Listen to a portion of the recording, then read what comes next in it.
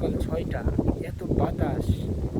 আর আমরা এই বাতাসের মধ্যে কটেজ থেকে উঠা মুখ টুক ধুয়া বাইরে এসে পড়ছি মেঘ দেখলাম, বাংলাদেশি মেঘের।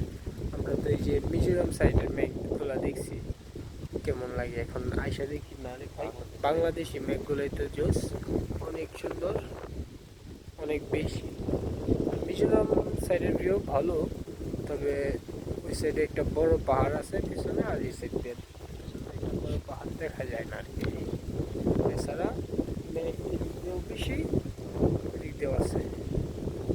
আর এই যে আমি, আমার সাথে শাহিদ, শাহিদ, আমরা দুজনে আছে। আর এই দুই লুল্লা ফেরা ফেরা ঘুমাইতেছে, শুনে না ভাই, কেমন এই ঠান্ডার মধ্যে বাড়ি দিতাম না। আর আমরা কি ঠান্ডা, মানে আপনার প্রচন্ড ঠান্ডা, এত বাতাস, এই দেখেন চুলগুলো জুটতেছে।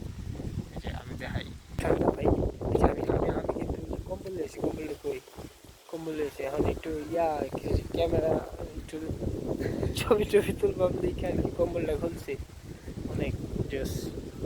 আপনারা সাজেক আসেন, দেখেন, উঠে দেখবেন, মানে সকালে ভিউগুলা উপভোগ করতে হইব, ঠিক আছে?